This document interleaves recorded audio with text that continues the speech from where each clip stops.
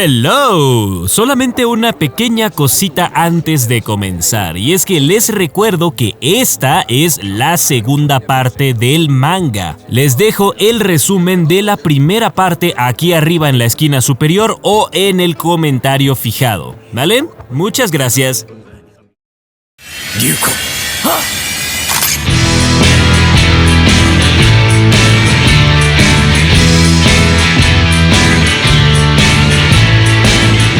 Ryuko y su prenda divina Senketsu se preparan para luchar contra Hakodate y rescatar a Mako. La presidenta del consejo estudiantil, Kiryuin Satsuki, y el presidente del comité atlético, Usu Sanageyama, han preparado el escenario para la batalla. Una cancha de tenis mortal donde Hakodate realiza el primer ataque, lanzándole varias pelotas a Ryuko con una gran potencia.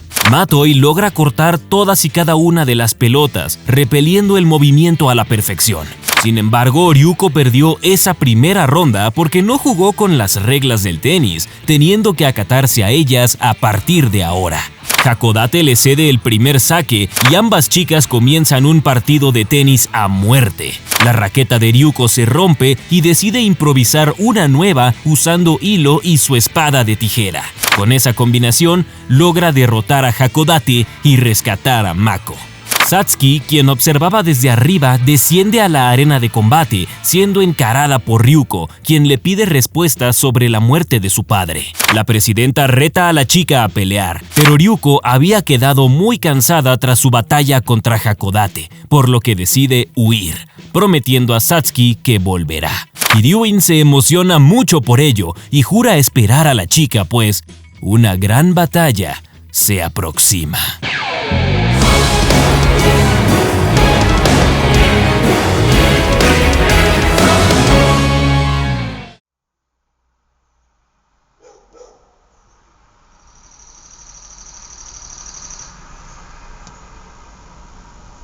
Al día siguiente, Ryuko visitó a Aikuro en su escondite, pidiéndole que le diga quién es y qué es lo que sabe exactamente sobre Senketsu. El falso profesor le explicó que existen prendas con cierto porcentaje de fibra de vida, es decir, fibra de costura con vida propia. Solo las prendas con un 100% de fibra de vida pueden considerarse como prendas divinas y, además del Dr. Mato y Isshin, los únicos que sabían de su existencia eran la propia familia Kiryuin.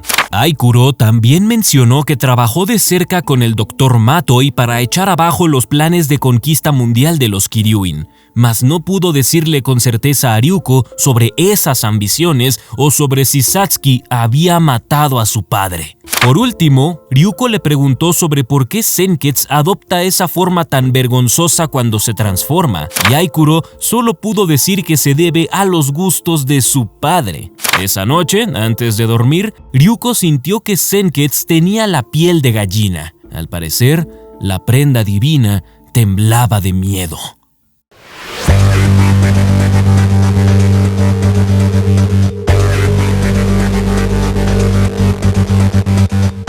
Cuando llegaron a la Academia Honnouji, Mako y Ryuko fueron recibidas por Kiryuin Satsuki. La presidenta del consejo estudiantil retó directamente a Ryuko a una pelea, transformándose con su propia prenda divina, un uniforme llamado Junketsu, mismo que había reclamado la noche anterior. A partir de ahora, comenzaría un enfrentamiento entre prendas divinas. El poder de Junketsu era tan alto que ni siquiera pudo ser medido con la ayuda de un rastreador. Esa era la razón por la que Senketsu estaba tan nervioso la noche anterior. Ryuko se transforma inmediatamente y comienza el enfrentamiento, pero la chica se ve rápidamente superada por la pérdida de sangre. Matoi no es rival para Junketsu. Satsuki arroja a Ryuko hacia los escombros mientras presume haber dominado el arte de vestir una prenda divina. Ryuko no sabe muy bien a qué se refiere Satsuki y no termina de comprender cómo sacar el poder máximo de Senketsu, quedándole apenas 5 minutos antes de desmayarse y quedar a merced de Kiryuin. Senketsu retira la transformación de Ryuko por la fuerza, lo que evita el desmayo, pero aún así, Matoi no tiene el poder para enfrentar a Satsuki. La presidenta del consejo estudiantil se toma su tiempo para alardear sobre el gran poder de su prenda divina. alegando que ni siquiera siente vergüenza de estar usando un atuendo tan atrevido. El avergonzarte de los valores de las masas solo demuestra lo pequeña que eres.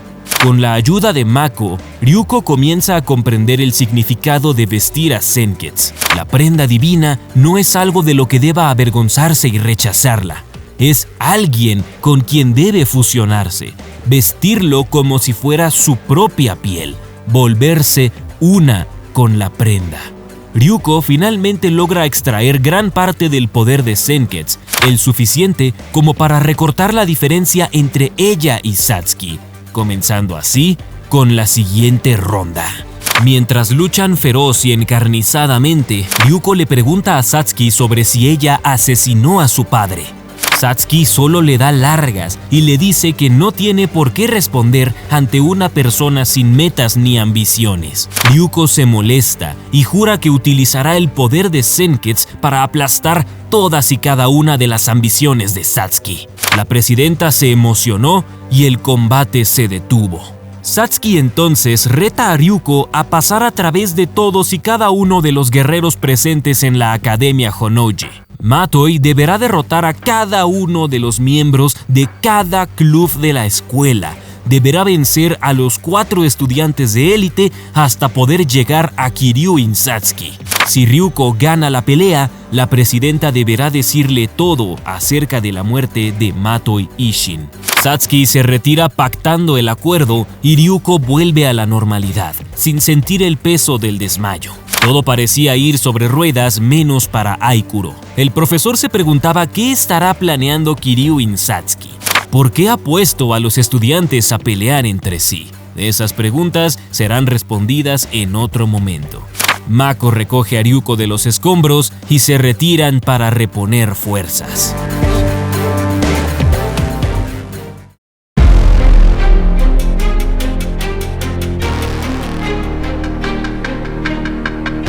A la mañana siguiente, el presidente del comité de disciplina, Gamagori Ira, anuncia el evento semestral de supervivencia.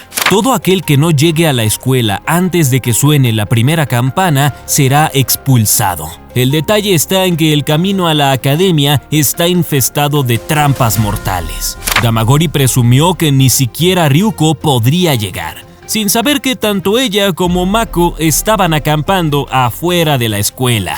Gamagori se sorprendió al ver a las chicas en la escuela tan temprano y sorprendentemente las dejó seguir con su plan. Después de todo, no hay regla que les impida dormir a un lado de la academia. Mientras esto sucedía, alguien más observaba desde la lejanía. Este misterioso francotirador lleva por nombre Tsumugu Kinagase y en su punto de mira no hay nadie más que la propia Matoi Ryuko. La vigilancia de Tsumugu es interrumpida por los miembros del club de jardinería, quienes lo atacan de una manera feroz solo por haber arruinado sus flores. Tsumugu logra repelerlos y prácticamente derrotarlos, dejándonos en ascuas sobre qué sucederá en el siguiente episodio de Kill la Kill. Yo soy Astorita y nos vemos pues en el siguiente Checkpoint.